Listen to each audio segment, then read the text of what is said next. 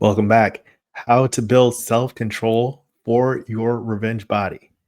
See if you can relate to this. I need a revenge body ASAP. I'm tired of being big. It prevents me from doing things I know I will genuinely enjoy, but I don't because of my weight. I also want to shock some people in my life with a transformation.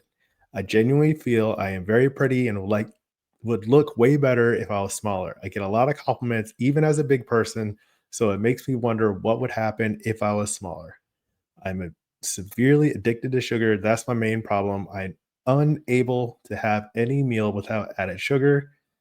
And when I was talking with this person, they said they believe their biggest challenge is self control, especially when it comes to food, sweets to be precise. And so in this video, I'm going to talk about how what you believe and say you want is usually different from what you actually want and need. Here's how to focus on the right things to get the results you want. Welcome. My name is Reggie. I'm the founder of Fit for Freelance, where I build adaptive business leaders through compassionate health coaching. The guilt free game plan is the most compassionate way to build self control so you lose weight without all or nothing diets. So, click like if you can relate to that story. What we're going to go into is the key question I always ask: what does the vision of the healthy, fulfilling life of your dreams look like? If you don't know this, then you're going to have a hard time doing it because you're just going to be guessing what to do, thinking that you have to restrict your diet or do all or nothing plans. And that's not the case. It's not effective for behavior change. You're going to get stuck and you're going to end up feeling like something's wrong with you when it's really just about your approach and that you haven't decided what your vision is yet. So, big question: what does a healthy, fulfilling life of your dreams look like? You can leave that in a comment below. First question I had to kind of direct this person onto the right track: do you have a realistic target for sweets, or are you doing an all or nothing approach? And immediately, that's where they were stuck, the all or nothing approach. I don't have a solid plan, but I would appreciate any suggestions. So I was like, hey, I'll make a video for you on YouTube. And I know a lot of people will be able to use this. So leave a comment if this is something effective for you. The next question: is it possible to lose 20 pounds in a month? There's a scientific answer about what's likely and what's probable and what's sustainable for most people, but this question to me was immediately striking as it didn't fit the other parts of the conversation. And the question that I respond to the question with a lot of times is about asking correct questions. What do you really want in a month? Do you want to be 20 pounds easier to carry or something else? When you start to ask the right questions, you can get better solutions for what you're trying to do. When you're looking at this, you want to lose 20 pounds. Is it just about being lighter or easy to carry? Do you want it to be easier for people to pick you up? Do you want to go on a longer horse drawn carriage ride or be able to fit more people in an elevator? Or do you want to have less fat or be more fit or have your clothes fit better or be more confident or look hotter? What does this being lighter element have to do with your revenge body? And you have to ask these kinds of questions in order to make sure you're choosing the correct actions, right? Because your scale weight doesn't track any of those things. Focusing on your scale weight also won't get you to eat less sugar because it's a delayed result and it's not like directly related to your food choices. There's a lot of things that go into weight change. Understanding this process is a big part of it. All right. To go on, this person, when they said, I generally feel like I'm very pretty and would look way better if I was smaller, they get a lot of compliments even as a big person. So it makes them wonder what would happen if they were smaller. And this is something many people are curious about. How can my life be different? And maybe this is hinting at what the healthy, fulfilling life of the dreams looks like: feeling more desired, feeling more attractive, feeling like the compliments might hit differently or something like that, right? What I said is the size and shape of your body are different from what your scale weight reads. And your body shape doesn't have anything to do with whether you deserve compliments. Click like if that resonates with you. That's an important note. You can get compliments at any size. You can be desired at any size.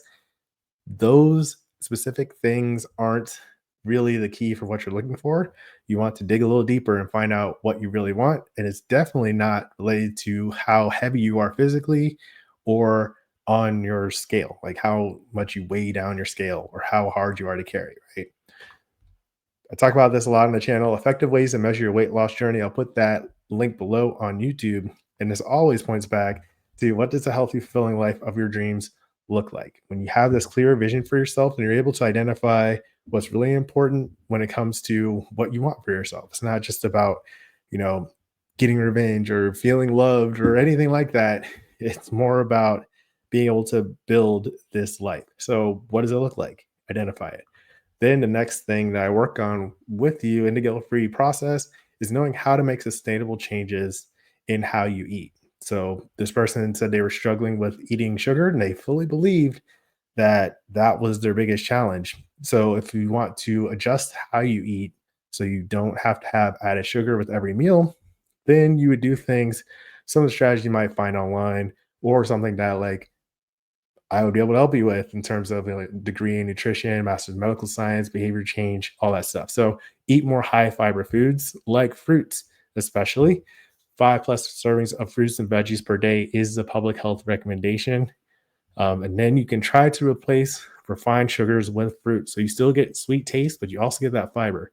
The fiber is massively beneficial in terms of appetite control, all kinds of health benefits of fiber, reducing your risk of chronic disease, quality of life. But the cool thing for weight loss is that it keeps you from feeling extra hungry. So when you just eat a high sugar food, like you're eating candy or something with some processed sugar in it, then you don't feel more full. And then you eat more of it, and that adds calories without adding satisfaction.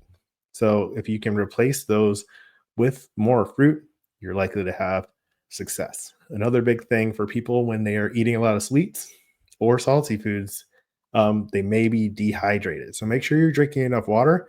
Half of your body weight in ounces of water per day is a good baseline there. Just getting close to that or drinking more water in general can help you feel like you need less sugary things.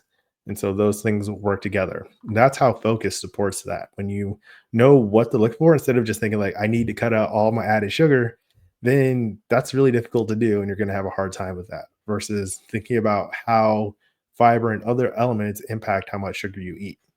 All right. Another thing you can look at is do you have a plan for how you eat in terms of meal prep? Or do you have a meal plan, a guide, something like that? I have got one linked below, and it's got one with a lot of high fiber foods, the plant based transformation. So that way you can get more fruits and vegetables, more high fiber foods, and you eat less of those super calorie dense sweet foods that you're trying to avoid that could be affecting your weight gain. And overall, what we want to do is build practice. So staying engaged in the process and getting results. Because what happens if you cut out all your sugars or you're doing something in an extreme way, you feel like this is too hard, is making my life suck. Why am I going to keep doing this? When you get the right steps in place based on what the healthy, fulfilling life of your dreams looks like, then it's easy to let your health choices support your life so you get the results you want. The real results, and not just being lighter on the scale. So that's what I said here. All or nothing approaches make your life suck. Working with a coach helps you ask better questions. So if you didn't see all this information in this wanting to build your revenge body, you want to shock people, you feel like you're very pretty and you want to make changes, but you feel like you're addicted to sugar. If that's you and you don't know what question to ask, then working with a coach can definitely help. Schedule a call so we can talk about what you want, what you've tried, and how I can help. This comes very natural to me. So I'd love to be able to support you and, just talk about it and see how I can help. So let me know what you think about that. If you're ready to build self control for your revenge body so you can lead the healthy, fulfilling life of your dreams and get the looks you deserve, let me know. Click like, leave a comment. And then next, you can watch Wondering If You Need a Health Coach, What Does a Health Coach Do? I'll put that video right here. So that's today's message. As always, keep practicing. Peace.